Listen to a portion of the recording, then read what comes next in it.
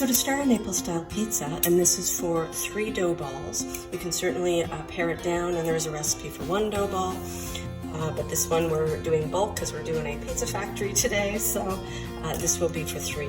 So you will need 500 grams of white flour. This is double O, which is what they recommend for Naples style pizza. If you don't have any, regular all-purpose will do just fine, but you can find this easily enough on Amazon. You need 1.5 cups of warm water, 2 3/4 teaspoon of salt, and the tiniest bit of yeast. There's not very much in this dough. It's 1/3 teaspoon of yeast. So we're going to go ahead and put the yeast right into the warm water along with the salt. And we're going to give that a little stir just so that everything dissolves. And all we need to do, I mean, this is the easiest recipe ever for dough. We're just going to dump that in that and swirl. We're not even going to use any utensils, just our bare hands. So there we go. And then we just swirl everything around. And when things start to get a little sticky and thick, at that point we'll use the pincer method, it's called, which is ultimately just squishing the dough between your fingers, like so, just to get the flour and the water really well done. Now this should take about 30 seconds to a minute, so we're not overdoing anything, we're not kneading the dough in this case, we're just incorporating your ingredients together. So there's going to be some flour hiding on the bottom, so you just want to flip it around a little bit. It's going to be very shaggy to start. Now you're going to cover this as soon as our flour is fully incorporated, and you will let it rest for 20 minutes, and then we'll be back to knead it and make our dough balls. Okay, so we are back with our dough that has rested for 20 minutes. We're going to take it out of our bowl and plop it onto a lightly floured surface. We're going to go ahead and knead this for the instructions say 30 seconds to a minute. It's sort of play it by ear. It's supposed to be a smooth ball of dough at the end. Sometimes I find 30 seconds just isn't enough, although today this is really going well. So it all depends on the texture of your dough.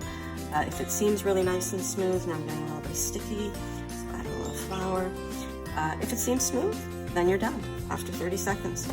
And it seems like today it's going to work out that way, so hey, no complaints here. Now again, we don't separate this yet. We're going to pop it into a lightly oiled bowl, cover it, and we're going to let that ferment for 2 hours. And we're going to put it in the bowl seam side down. So it is a little bit rough on the surface, but that could just be because it was sticking to my mat there. So a little bit of flour on it, so get the seam on the bottom, and pop that into your bowl. Cover it. 2 hours later, we'll be back to make our individual dough balls. So it's 2 hours later, and it's time to shape our dough into their individual balls. So I weighed my dough, which is approximately 849 grams, which means dividing it by 3 is approximately 280 to 83. So we'll take it out of our bowl, put the bowl back on. Let's see how good I am. I usually just pinch my dough to separate it. Bam, 269. Not the greatest. I've been closer. All right. So that's a tad too much. There, take that down. Perfect. 283, exactly where we want it. So put that aside, and let's divide the other 2 bits. That's definitely too much.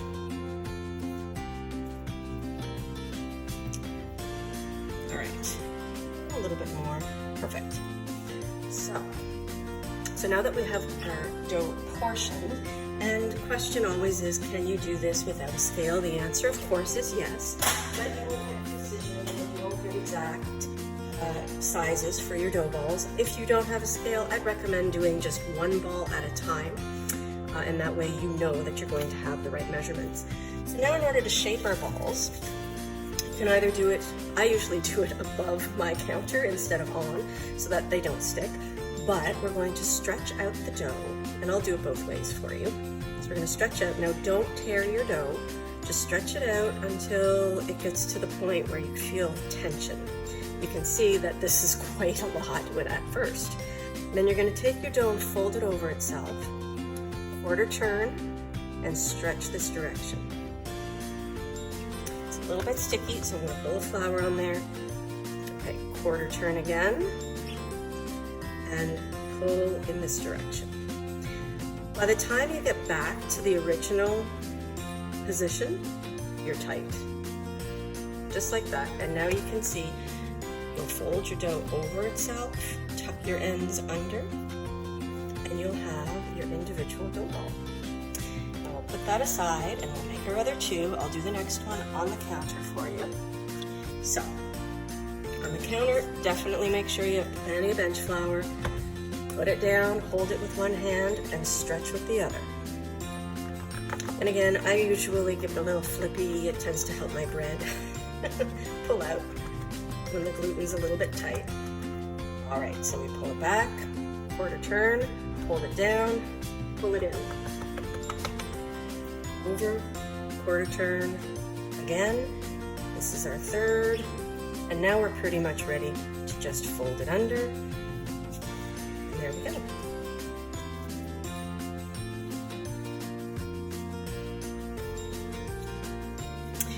Last one. This is always the fun part for me. I like playing with dough. All right, a little dust, flour, pull again, quarter turn, again. Now you see this happens relatively quickly. It does not take a lot of time, just a lot of time waiting. Because when this phase is done, we're gonna put these aside for 4 to 6 hours for the final fermentation. And then you'll be good to go. So, at this point, you'll want to take a plate or a pan and put your dough balls on a lightly floured surface, then put some more flour on top, rub it in, a little bit more flour on top of that, and then cover it in saran wrap and let that sit at room temperature for 6 hours. And then we'll be ready to make pizza.